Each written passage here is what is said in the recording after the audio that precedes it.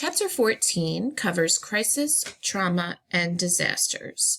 And these three topics are found in all areas of social work practice.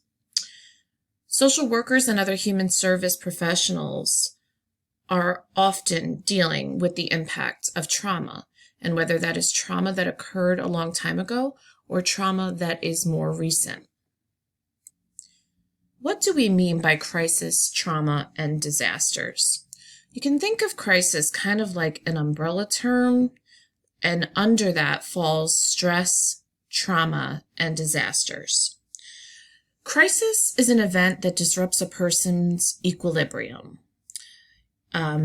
Usually whatever coping skills that they have no longer work. There is clear evidence of distress as well as impairment of functioning. And this can be intensely stressful depending on how traumatic or hazardous or how involved the individual was in the trauma or the event. Trauma is injury to the body or psyche by some type of shock, violence, or unanticipated situation. And trauma can also be secondhand or vicarious. Someone may experience trauma by watching something or seeing something happen versus actually being involved in the event. Disaster is an extraordinary event, either natural or human-made. And this results in damage to property and harm to human life or health. Stress, which I mentioned can lead to crisis, is a physiological response to a real or a perceived threat. And stress oftentimes leads to anxiety. So let's take a look at that physiological response and what exactly is happening in the body when someone perceives something, whether it's real or not, as stressful.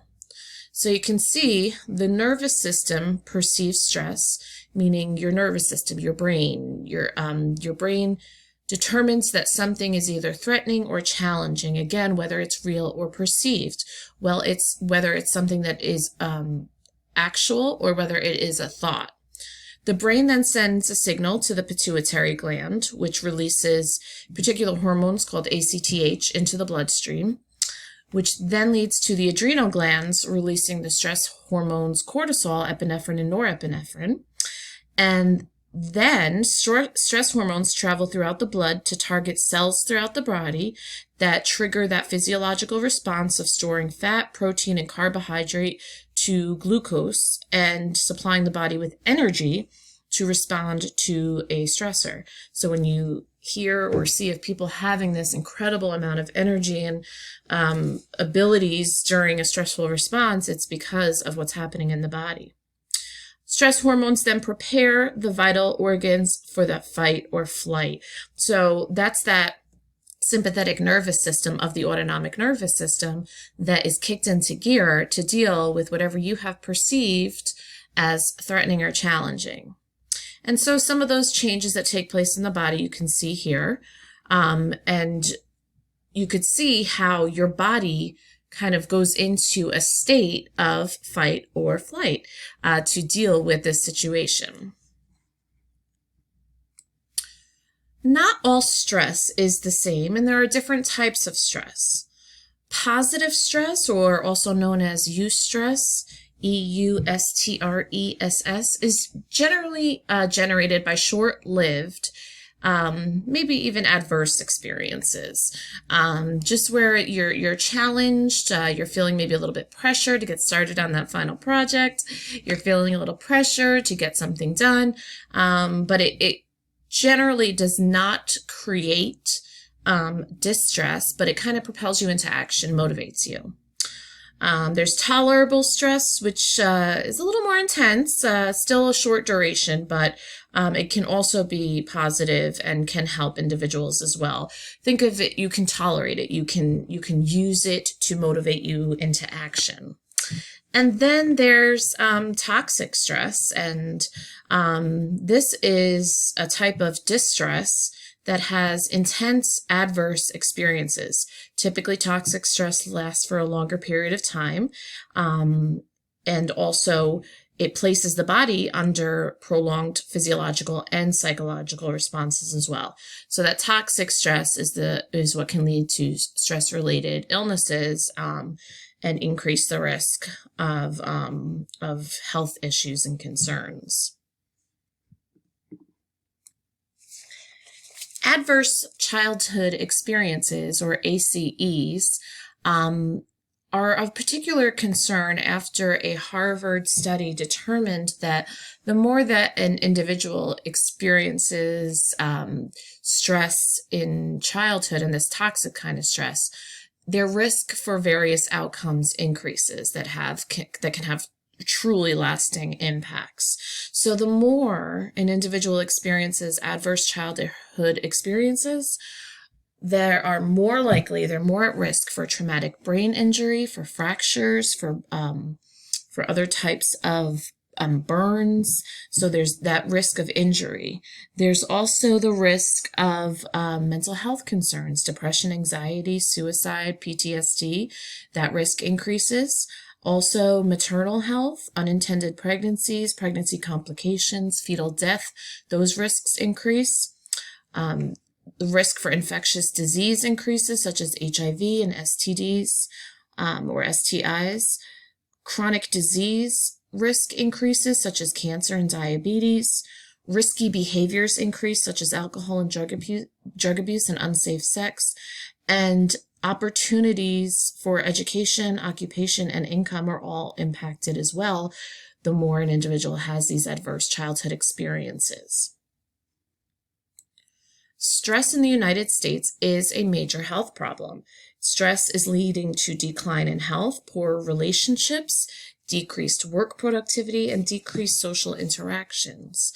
So it's really important that we understand the impact that stress has and the long-term effects, and work on ways to be able to manage and intervene and hopefully even prevent stress, so individuals can reduce their risk in all those areas I spoke about. In addition, subordinate or marginalized groups have additional stressors in their lives that often have a negative impact on their mental and their physical health. And, things like poverty or low educational achievement and, maybe living in unsafe conditions or living in crowded conditions, all of those things increase the risk. So social workers, individuals in the human services field, have to be aware of this so that they can particularly look at those groups that are most at risk. Even in our current situation with COVID-19, individuals that are living in poorer areas, that are living in poverty, that are living in cities, they are more impacted by all of the things that are happening as a result of COVID-19. So we need to make sure that the efforts and the funds and the resources are definitely channeled and targeted towards those individuals who are more at risk. So let's take a look at trauma. Trauma can be experienced in many, many different ways. Trauma often precipitates or causes stress. Witnessing or experiencing an event that involves actual or the threat of injury, death, or serious physical danger.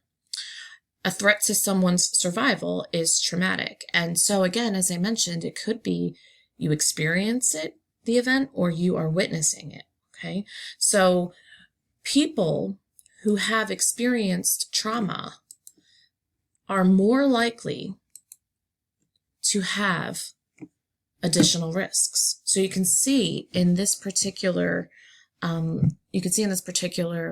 image here that people who have experienced trauma, and we all have experienced trauma in some way, shape, or form, and some people have experienced it more, they are 4 more times likely to become an alcoholic, 4 times more likely to develop a sexually transmitted disease, 4 times more likely to inject drugs, 3 times more likely to use antidepressant medication, so they're dealing with mental health consequences, 3 times more likely to be absent from work, 3 times more likely to experience depression, 3 times more likely to have a serious job problem or problems, 2.5 times more likely to smoke tobacco, and the one that is really alarming is 15 times more likely to commit suicide or die by suicide.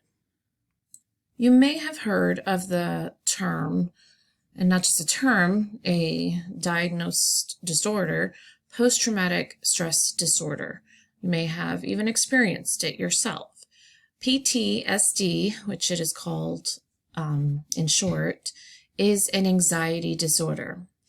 To be more specific, it is a psychiatric disorder that can occur in people who have, again, experienced or witnessed a traumatic event. And those traumatic events really come in many different forms.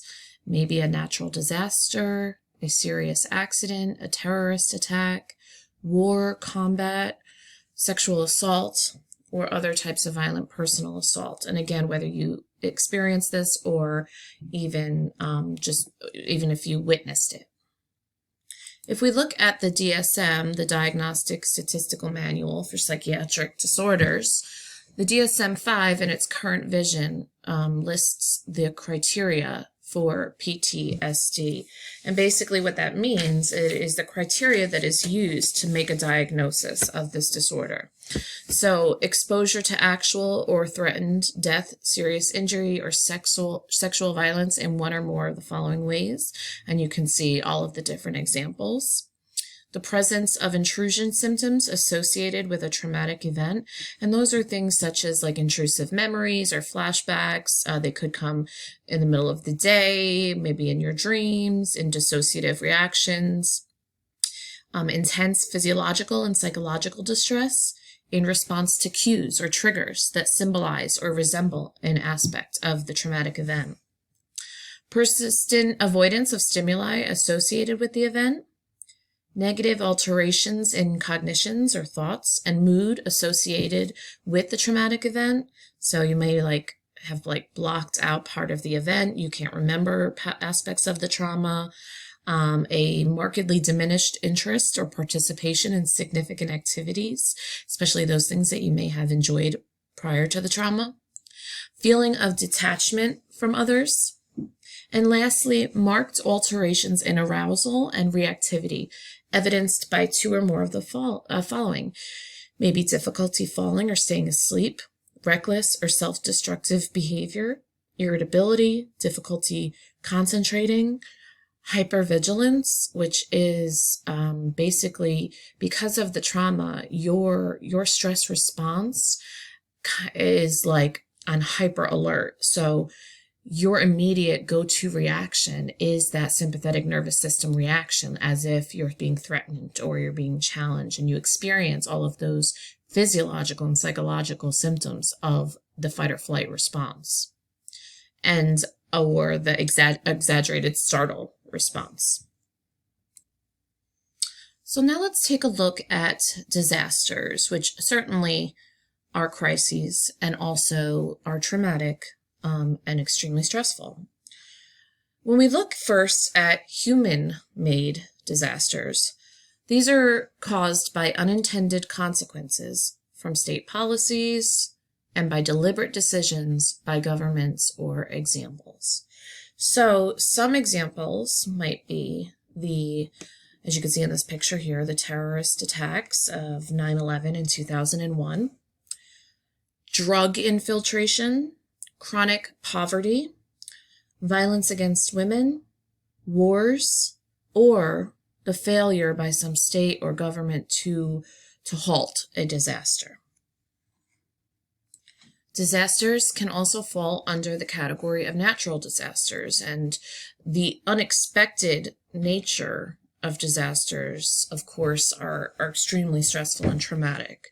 And just some examples of natural disasters that have caused a lot of stress and trauma are the Hurricane Sandy in October of 2012.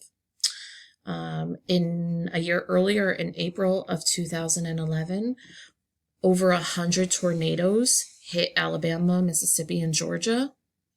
And earlier, 2005 was the Hurricane Katrina disaster in New Orleans.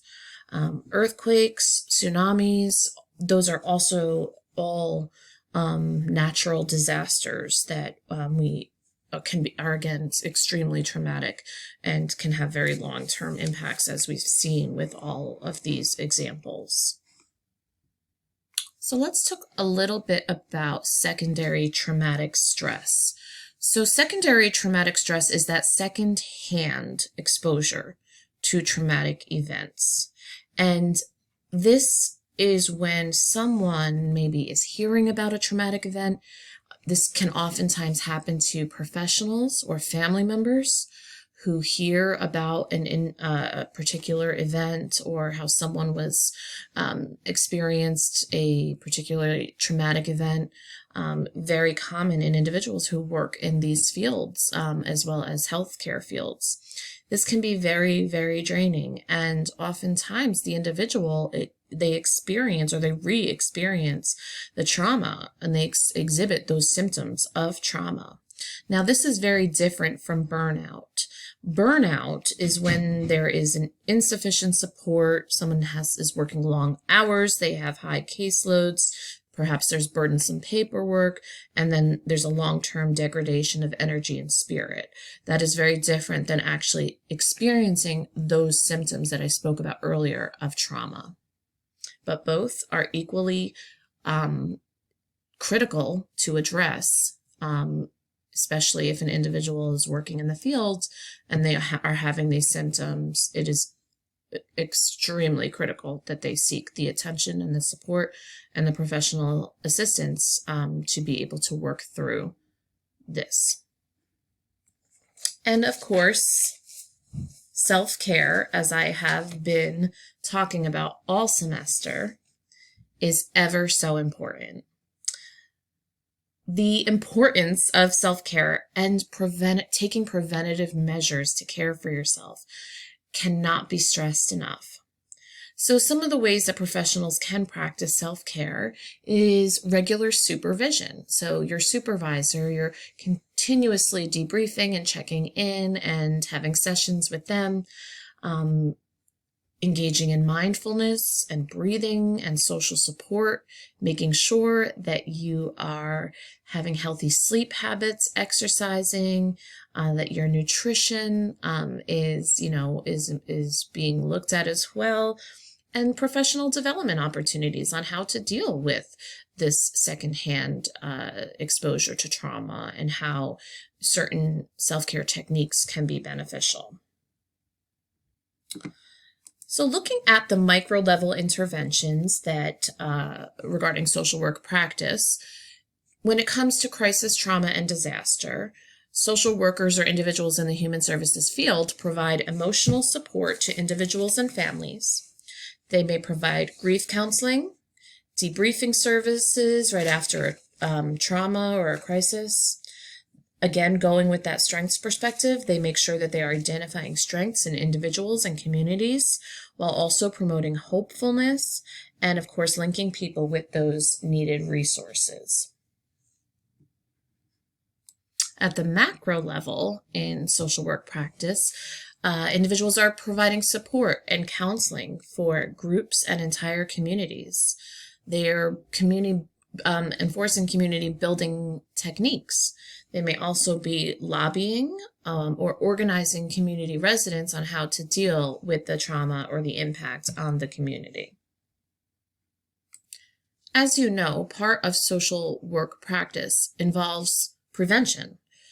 And I just want you to take a minute to think about, can crisis, trauma, and/or disasters be prevented?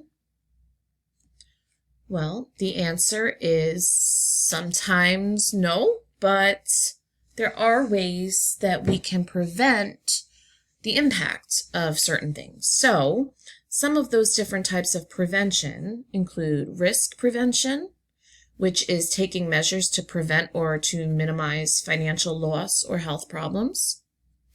Hazard prevention, which is basically like preparing for a possible natural disaster. if a community is in a particular area where hurricanes are more likely to occur or earthquakes are more likely to occur, preparing for that ahead of time can help minimize the impact.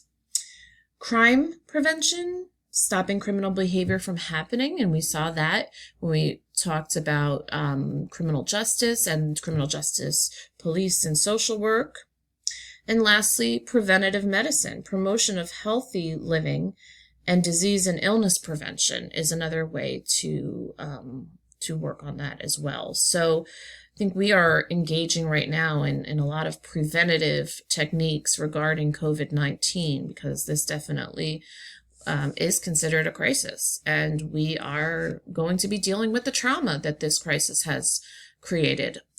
So, once we know more about this virus and how we can prevent it, the closer we can get back to our normal functioning. And because we are talking about crisis, trauma, and disaster, oftentimes military deal with crisis, trauma, and disasters. And so there is an area of social work called military social work, and there's numerous roles that a military social worker plays in terms of the individual and the family and the community. So a military social worker might assist members and families and communities. They may work for the Department of Defense to work directly with active duty service members, or with the VA to help former service members. They may also be doing some lobbying and advocacy for individuals that are currently in the military or have been discharged from the military, to address reintegration, to address family dynamics, to address the needs of individuals when they come back from service. It's important to recognize also that terrorism and other types of human-made and natural disasters and traumatic events can impact social workers' lives in much the same way that they affect other people. So again, if you're entering into this field in some way, shape, or form, it's really important to recognize your own reactions and your own feelings and your own need for support and assistance if this should occur. And again, I reiterate the need for self-care. Self-care is not selfish. You cannot serve from an empty vessel. And I think I've shared this with you before.